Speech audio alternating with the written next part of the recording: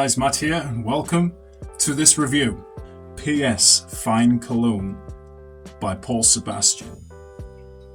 Now, this fragrance was launched way back in 1979, so this fragrance, definitely to me at least, is quite ahead of its time because it has a lot of interesting accords in it, which makes it a really interesting fragrance for 1979. This is definitely more of a mid-80s kind of fragrance, in my opinion. Whenever I talk to people online, or whenever I talk to people on my Instagram, everybody talks about this fragrance. So here we go, let's get around to it.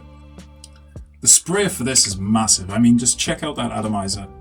It's bulky, it's kind of ugly looking, but I remember spraying it on my skin when I walked out of Walmart. I was very impressed. I wasn't actually expecting the smell to be what it is. When I first saw this fragrance, I was expecting it to be a sort of a gentlemanly, classic citrus type of fragrance, sort of in the same vein as Acqua di Parma or Boucheron Pour Homme, you know.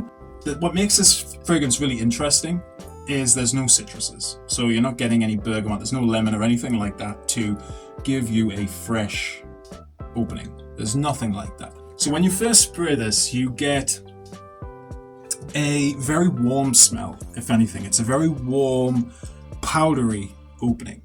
And the type of notes that you're getting here is you're getting lavender and you're getting a little bit of nutmeg. What you get is this very promising lavender and nutmeg combination. So it's a kind of lavender, powdery, spicy scent. Musk in this fragrance as well, and even though the musk is a base note, it's very vibrant from the first spray. The musk that is used in this, to me, is very similar to Pinot Clubman, Old Spice, a little bit of Thai Winds by Avon. I'm even getting those kind of vibes.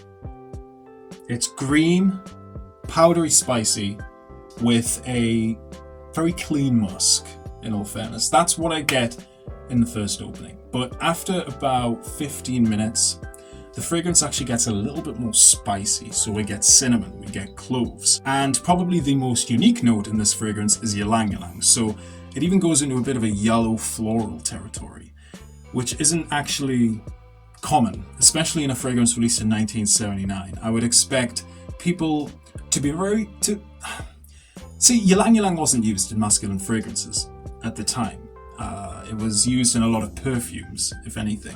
So the fact that Sebastian decided to make a cologne and put ylang ylang in it, to me, I actually think is quite fascinating, really, at least to me. But the ylang ylang that you get in here is very noticeable. Usually with ylang ylang, it gives off a kind of exotic smell, creamy, mixes well with coconut, you know, that kind of smell. But in this, it's not like that. If anything, the ylang ylang has much more of a floral take, so it's kind of tuberose. But the way that it's blended in here with the musk, the spices, that lavender, it really works. If anything, it creates a very unique scent. You know, I mean, even though I've mentioned that the musk is similar to a lot of old school aftershaves and whatnot, the overall complexion of the fragrance, I suppose, or the overall scent as a smell is very different. Even though that ylang ylang strong, there is a lot of greens, so you are getting a lot of oak moss, very earthy. There's also a patchouli note in here, which is very, very pleasant. I get it more in the base. And there is even an amber quality here as well, so I am getting a kind of creamy, warm, kind of vanilla-y amber in this fragrance, although it's not like bold or anything. If anything, it's more about the patchouli and the oak moss in the dry down. So really, it's a classic base that you find in a lot of old school fragrances. This is no different. Now let's talk about the performance. This is a cologne concentration, so it's a step up from an aftershave. And for it to last 6.5 to 7 hours, I think is really, really good. I mean, I've got a few fragrances that are colognes and they last a long time. Another example would be Halston's C14. It's not like this is a vintage formula or anything. If anything, this is the newest formula. I've had this for about 7 years now and I'm not even halfway through this. But whenever I do wear this, I really enjoy it, if I'm honest with you. It is old school. It is a mature scent, but the smell of it is very nice. It isn't completely like old manish or anything like that. It isn't like a macho masculine scent.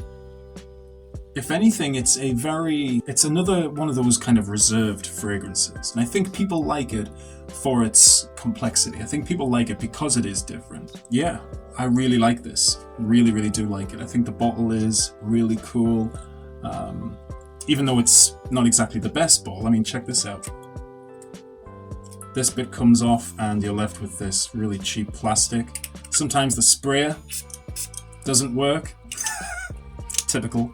The fragrance itself, I mean, you are getting a very cheap bottle design, but it's the juice inside that matters.